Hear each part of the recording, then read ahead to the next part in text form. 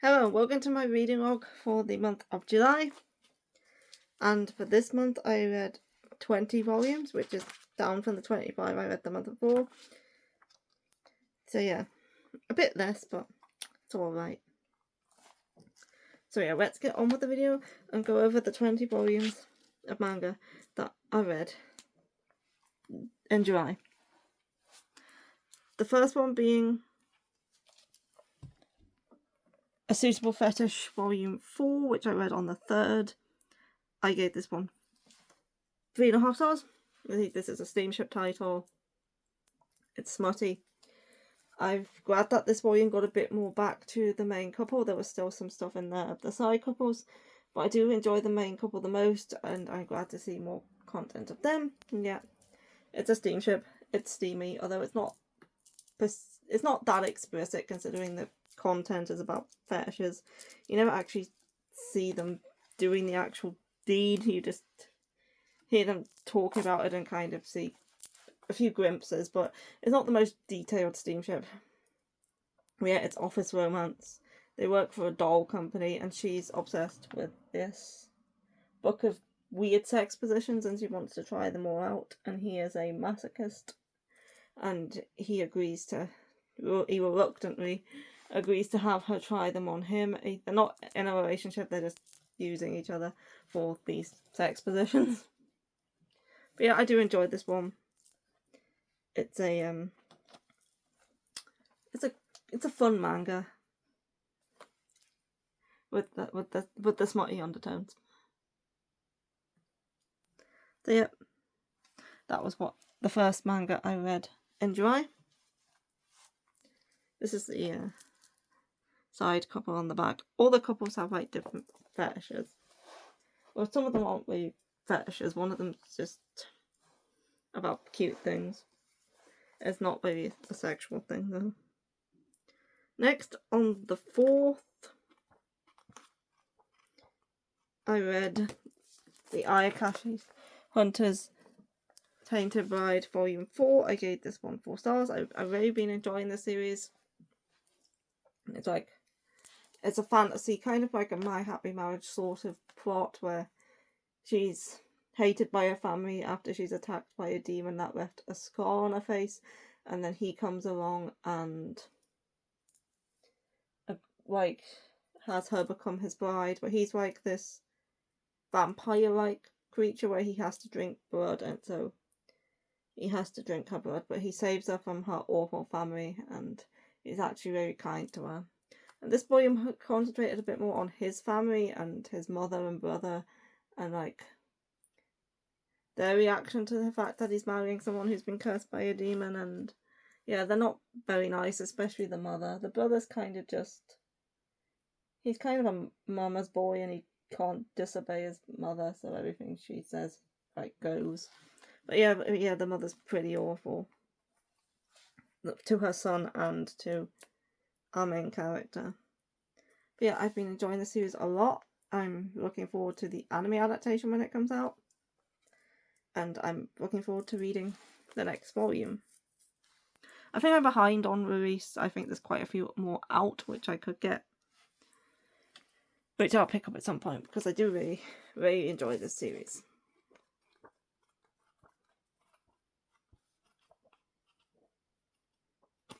And this volume was also good. Next, I read another steamship, although this one has kind of a lot more of a plot to it, and especially in this volume, the smut was very minimal. It was only a side story at the end, and that is I'll Never Be Your Crown Princess Betrothed Volume 3. I gave this one 3.5 stars.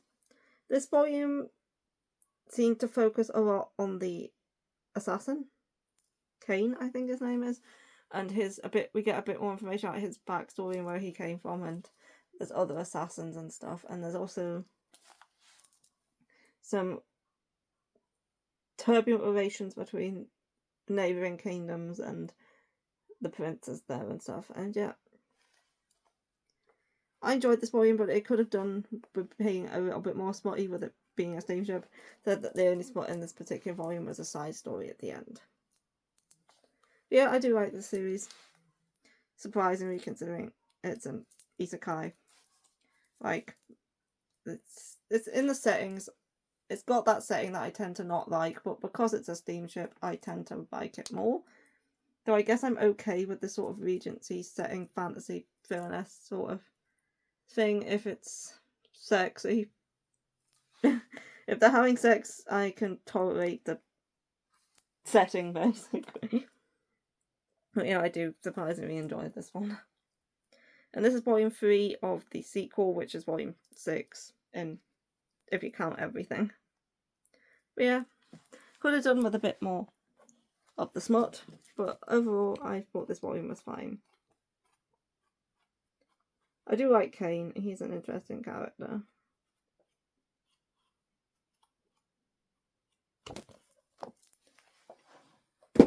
Next, on the 7th, I read The Emperor's Caretaker, Volume 4. That had a like more fantasy. There's a lot of fantasy at the start of the month other than Suitable Fetish. But yeah, this one is ancient Chinese setting where they're in the imperial court and the emperor is a little boy. Because he has to be the emperor. Because obviously the father of the previous emperor died and he's like 5 years old.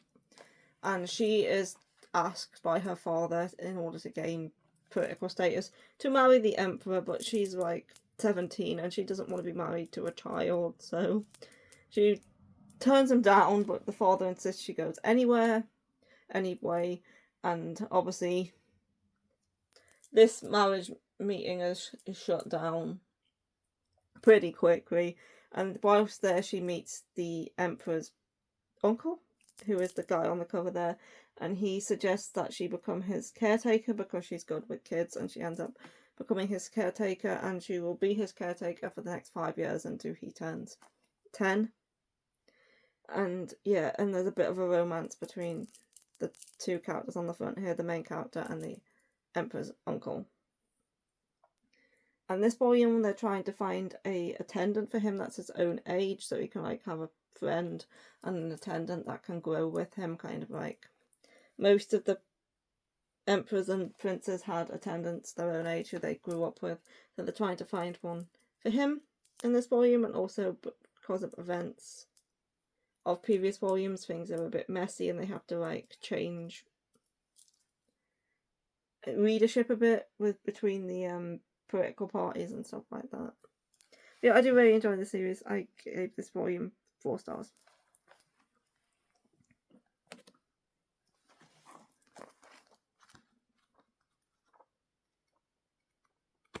Next, I didn't read fantasy next. The next few things I read were slice of life, romance, dramas, things like that. So on the 8th, I read Diary of a Female Read, Volume 4. I gave this one 4 stars. This is a high school romance where her mum is a manga author. And she's kind of like a plain ordinary girl who's not very interested in romance because she knows no real romance will be as good as it is in the shoujo manga that her mum writes. But then her brother trying to help her make friends and possibly find love, and him and the guy on the front who's her brother's friend decide to like help her out. And obviously you can tell by the covers that she ends up falling for the friend. And this volume has quite a lot of progression in it. I really enjoyed this volume and all the progression we had. I think sure this series is finished at like 11 volumes or something like that, but we did get quite a lot of progression in this 4th volume. So I do look forward to reading more to see how things go. But yeah, I have been really, really enjoying this one a lot.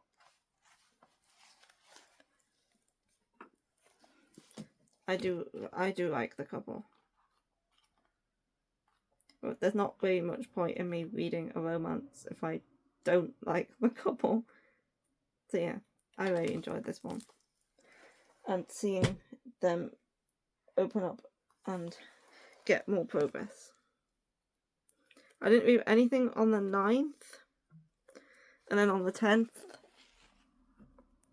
I read Sakura Volume 8, which I gave 3.5 stars. This is the penultimate volume, and unlike with Diary of a Female Read, we're now on one volume off the end, and there hasn't really been that much progression. In fact, the characters in this one are just being very annoying.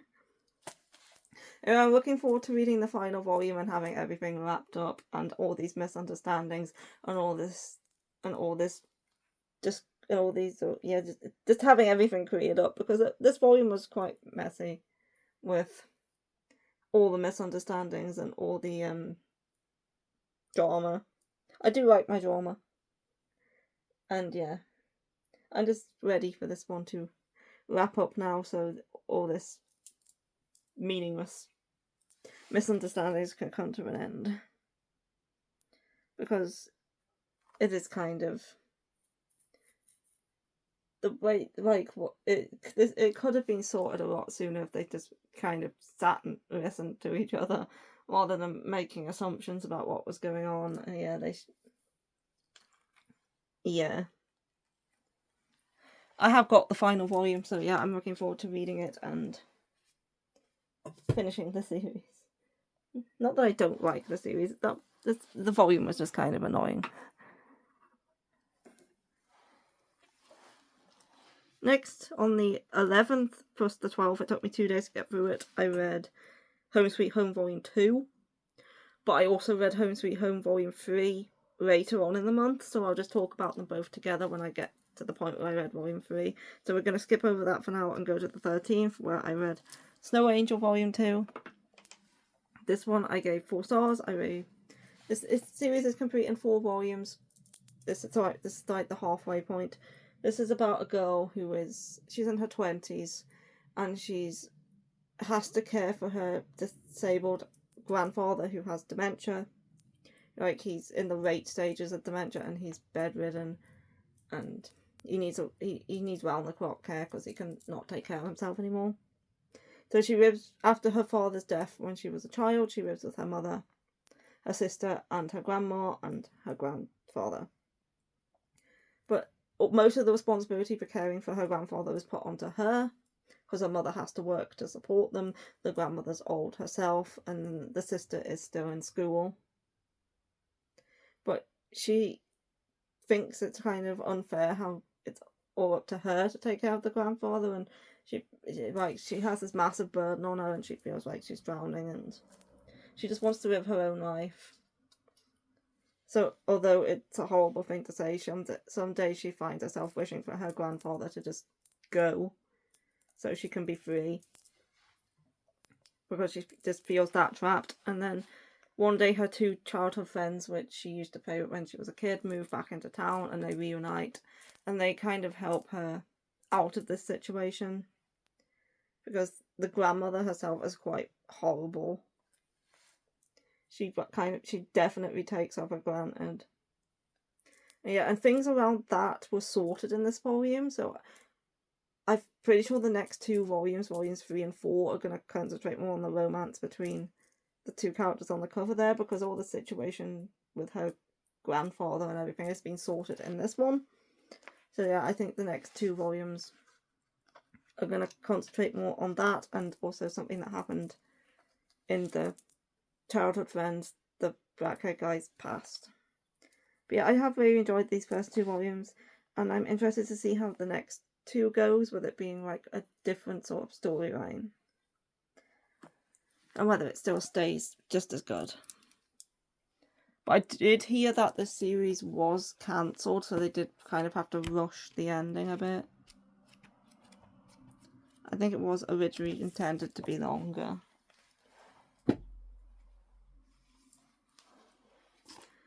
Anyway, on the 14th, I read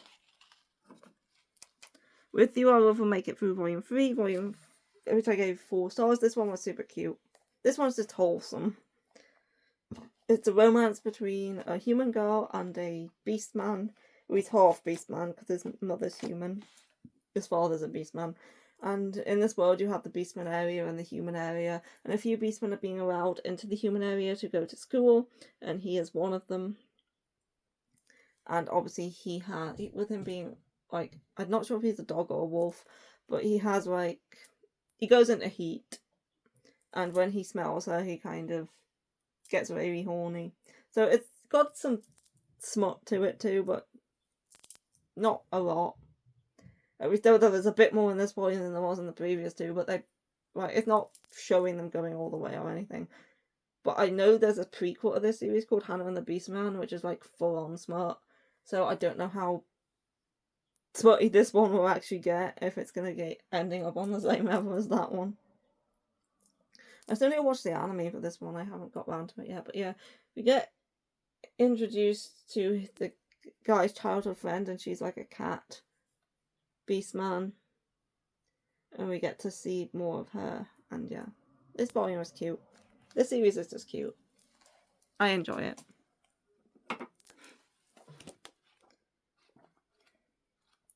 Yeah, they did go.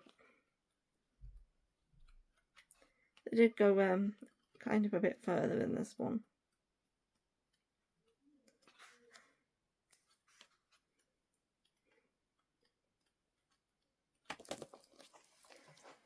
Next, something a lot less wholesome and a lot darker. In fact, the next two are.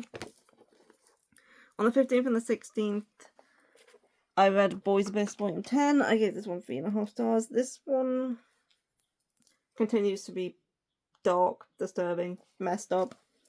The main focus of this one, which will also be the focus of the next one because that story hasn't ended yet. We have a flashback which revolves Esamori and the main character, I can't remember his name, his mother, and because they went to school together in like middle and high school. So we get this volume is all 90% flashback revolving around those two, told by Esamori. So yeah, we get to know more about him and the mother when they were in school. The mother's absolutely horrible, so maybe we'll get to find out how she turned out that way. But yeah, it's kind of, I think the mother went through some stuff that kind of explains why she's horrible. It doesn't excuse the fact that she's horrible and messed up, but it kind of explains how she ended up that way. So yeah, the flashback will continue into the volume 11. It hasn't finished yet. But it'll be interesting to see the end of the flashback and just how much worse things can possibly get. So yeah. The mother's also sort of conspiring with the teacher, and if those two get together, I'm like, those are two of the worst characters in the series. And if they start working together, who knows what shit's gonna go down. Anyway, next. On the 17th, I read A Starlit Darkness, Volume 1. I gave this 4 stars. This one, that's upside down. This one is by the author of Cherry Magic, Yu Toyota. This is nothing like Cherry Magic. If you pick this up expecting it to be like Cherry Magic, yeah, it's nothing like Cherry Magic. This is quite dark. You can tell how dark and twisted the series is going to be just from this first volume. Also, at this point in the series, I'm not sure whether this is a BL or not. It might be, but I'm unsure because some websites have it listed as a BL and some don't. I've got it in my BL section so I can have it next to Cherry Magic, but I'm not 100% whether it is going to go down the BL route or not at this point. But yeah, this one, very dark, so do look up the trigger warnings. We have our main character is an author. Well, he used to be an author, but he hasn't been inspired to write. So he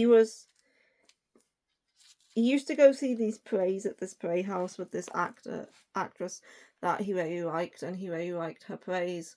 But he wanted to see her in more diverse roles, so he found himself wanting to write roles for her. So he took the stories that he wanted her to play in these plays and made them into novels, and he became a writer.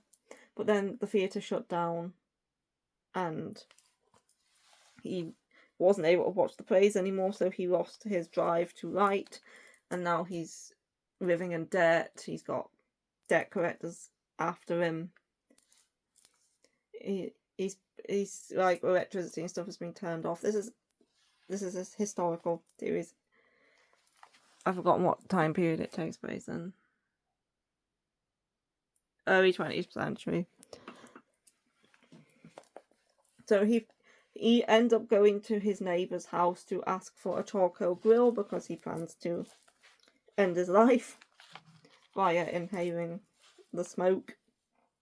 And while there, he finds out that it's like a group of people who write short story collections and they like self-publish them. And one of the guys there is quite famous. And he figures out what he's planning to do and he offers him to write a short story for their collection because one of the guys who usually writes for them is like sick or he's not doing his job properly. I can't remember what it was, but he's not writing for them. He couldn't write his story for that collection, so he has to write a story instead. And he kind of tries to convince him to start writing again. So yeah, you think this dude has good intentions and that he's trying to help this guy out, and yeah, that possibly might not be the case based on how the way this first volume ended. I'm definitely intrigued to know more and see if this does end up being a BL, but it's definitely going to be dark. Yeah. It's nothing like Cherry Magic. Cherry Magic was sweet. This one is not sweet. And if it does end up being a BL and these two do end up being in a relationship, it's not going to be a sweet one. It will be quite toxic and twisted. But yeah, I'm very intrigued and looking forward to seeing how this one goes. I'm definitely continuing it. It's got my attention. Next on the 18th, I read The Eccentric Doctor of the Moonflower Kingdom, Volume 11. I gave this one 4 stars. This girl with the black hair on the cover is actually Kyoryu. She's just wearing a wig. And in this volume, we have the Empress who is suffering an affliction of the Rhea. And so Kyon is his name, I think, has to disguise Kyoryu as a Radiant waiting so she can sneak into the palace and examine her. So yeah. This volume concentrated on the Empress's arse. And the next one probably will too. which is quite interesting. I do really like the series. I like seeing the medical stuff. And it's also quite funny. And yeah, I do really enjoy this one. I'm looking forward to seeing how the Empress's Rhea affliction goes in the next volume and whether things are dealt with or not. But yeah, it was a good volume.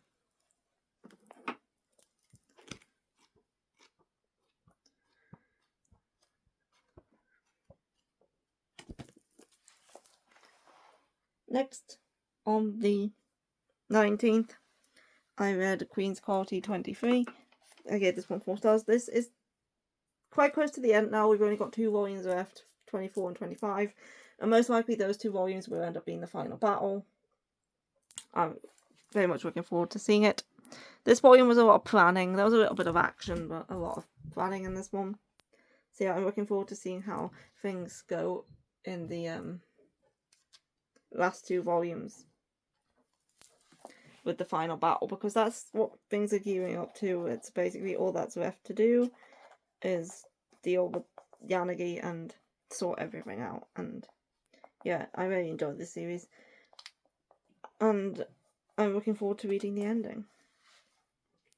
And I hope that Kyosuke Motomi's new detective series that she's writing does eventually get licensed, because it's like supernatural detectives, and I'm like, that sounds super interesting. I like detective stuff. I hope it gets licensed, because I also really like Kyosuke Motomi's writing too. So yeah, now that Queen's Quality has ended, it probably won't be for a while if it does get licensed, because it is brand new and I don't even know if there's a volume out in Japan yet or whether it's just chapters in the magazine. But I would highly like that one. But yeah, looking forward to seeing the final of Queen's Quality. The last 2 volumes have been out a while, I just haven't picked them up yet. Anyway, on the 20th and 21st, I read Stomp Kick Love Volume 3, and I gave this 4 stars. I never expected to like this series as much as I do, but yeah, I really like it.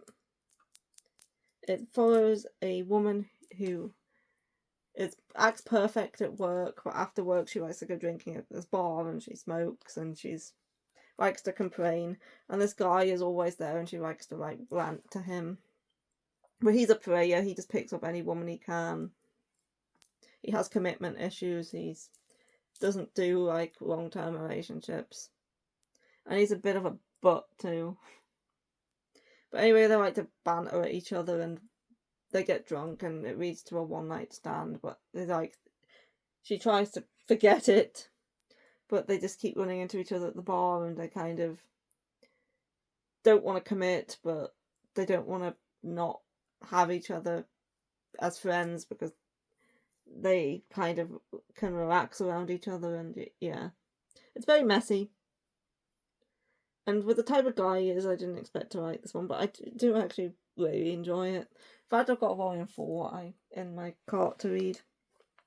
But yeah, I know this one's definitely going to be a slow burn, because him especially has a lot of commitment issues, but her too doesn't really want to commit to anything.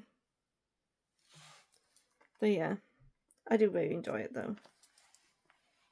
More than I thought I would.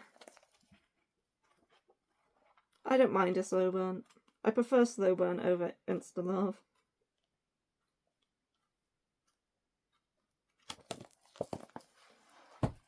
Next is... I didn't read anything on the 22nd. On the 23rd, I read Lullaby of the Dawn Volume 4. This one I gave 4 stars. This one gives you some more answers, but also there's still so many questions. We get to learn a bit more about the Black Sea, but there's still so many questions about the Carnegie and what they are and why they exist. But we learn more about the sea, and that ending, I'm like, what the fuck is going on this island? So it's a very intriguing series. It's very interesting with everything that's going on. So many questions that I need answers to. I think volumes 5, 6, and 7 are all out, so I could read those and get a few more answers.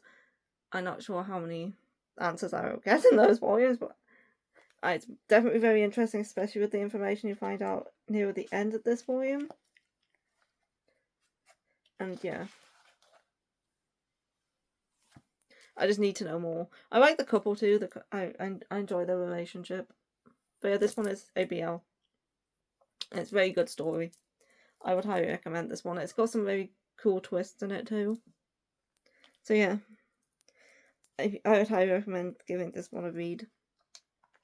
It's very good, and there's so many questions, and the art's very nice too. If I can find, can't really show anything without spoilers, but you can see on the cover.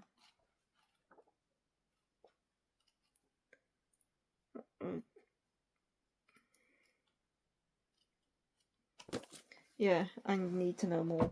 I need to read more. It's very good. I didn't read anything on the 24th because that was my birthday. So on the 25th, I read Mal Volume 21. This one I gave 4 stars. This one continues the curse storyline from the previous volume, and then we get another couple of storylines. One about kind of like a Pied Piper fruit that enchants children and makes them go astray. The guy playing the fruit isn't like a Pied Piper, but the fruit kind of is. And then the last storyline, which will continue into the next volume, is the Living Doll one, which is probably the most interesting one. Yeah, we don't get very much information on the main story in this volume. It's maybe just dealing with curses and the Goku clan and their instruments. I tend to prefer the volumes that do focus more on the main story, but I did really like the Living Doll one in this one. And I'm looking forward to seeing its conclusion in the next one. But yeah, I enjoy Mal. I'm just gonna grab the rest off the floor so I don't have to keep bending down. Next, on the 26th, I read Love in the Palm of His Hand, Volume 2. I gave this 4 stars. This one is also a BL. This one follows a amateur actor and a deaf man, and they're both I think they're both in college. I think they're in college. I know the actor's definitely in college. Well, he was. I don't know if he is now. I think they both are. But yeah, he's struggling with his acting because he's kind of too expressive, I think it was. And he finds different ways to act through sign language and through his expressions and stuff, and interacting with this guy. And being with him kind of helps improve his acting skills, and he gets a role in a stage play of an adaptation of a manga, and this is like his first role in a stage play, and he's very looking forward to it. And yeah, I like the relationship, it's cute, and I'm interested to see him in this stage play too. Yeah, this is a good one as well. I do really like it. I think there's another one out, possibly 2 more. But yeah, he's not getting on great with his co-star, but he's getting on good with his boyfriend. Anyway, next, on the 27th, I read Spy Family Volume 14. I gave this one 3.5 stars. The majority of this volume, like the entire second half, focused on the backstory of Henry Henderson, the character on the cover, the teacher, the one who likes elegance, and him and Martha, who is Becky's, the old woman who looks after Becky. They went to school together at Eden College, and it's about their backstory, and that will continue into the next volume because their backstory isn't finished yet. It was quite interesting seeing their backstory, but they're not like my favourite characters or anything, so I didn't enjoy seeing the backstory, but yeah, I'd rather concentrate on like the main characters. But seeing the backstory has made me like them slightly more. But the first half of the volume was the best half of the volume, and my favourite chapter was the one where they went to the ski lodge and went skiing, and they had to solve a murder, and I loved the names of the characters and the way things were resolved. Yeah, it was very funny. I like that chapter a lot. I've also just finished watching season 3 of the anime recently. It's another reason why I didn't read as much last month, because I'm watching stuff, and I was watching instead of reading, basically. But yeah, I do want to see the conclusion of the backstory, but I am also looking forward to getting back to the main cast.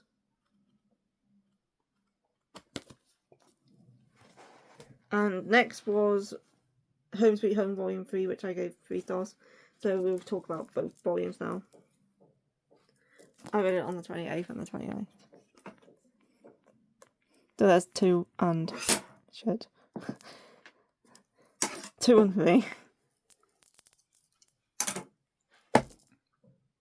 Oops. So yeah, this is a high school romance between 2 people who are living together, because her family goes away for work and she wants to stay close to her school, and her family says she can stay close to her school but she can't live alone, so she has to live with the dad's colleague's daughter, who they think is the daughter, but it actually turns out to be the son. So she ends up living with this boy who's like super popular, and yeah, obviously they end up falling for each other. But the series is okay. I liked it, but it's nothing special. The ending was just okay. The entire series I gave like a 6 out of 10, so I don't think this one needs to stay in my collection. I've read better high school romance, and it ended in 3 volumes. It wasn't. I didn't hate it. It was enjoyable, but it certainly wasn't the best thing I've ever read. So yeah, I think this one will be leaving the collection. But yeah, it was sweet, but nothing outstanding.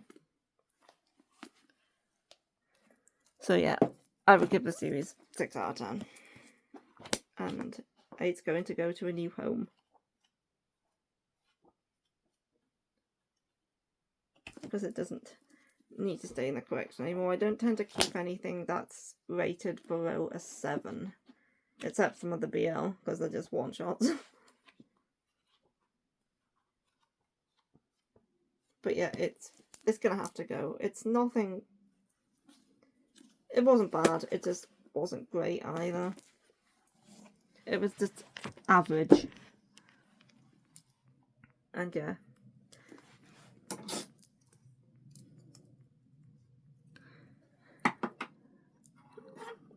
Put this back. For the last thing I read in the month was Medalist, Volume 10. And I gave this one 3.5 stars. I read this on the 30th and the 31st. This one was a lot of like talking. Like Anori is getting ready to enter another competition. She's currently at like a training camp. But the majority of this volume, we didn't really see much of the training. It was mainly just Tsukasa talking with other coaches and on ways he could try and help her, like, get her jumps right and stuff. So yeah, I like seeing the training and I like seeing the competitions, but this volume was fine. It was just a lot of strategizing about what they're going to do in the competition and stuff like that. I think they're probably going to be more, like, of the training in the next volume. Because she is getting ready to do a very, very big competition. And yeah, it's definitely going to be interesting to see the competition itself. But yeah, although I do really like the series, this wasn't my favourite volume because it was maybe just all talking. Not enough skating. But yeah, I still gave it 3.5 stars because I do still enjoy the characters. And the story. I just want to do a little bit more skating. But yeah, I'm definitely looking forward to seeing the competition. And that's everything I read in the month of July. 20 volumes. And yeah, I'll be back next week with a video on manga I would like to see get anime adaptations, and then I'm not due a horror anytime soon. I've got like everything from my previous one still to read. But yeah, I hope you enjoyed the video, and I will see you next week for that other one. And yeah, bye bye.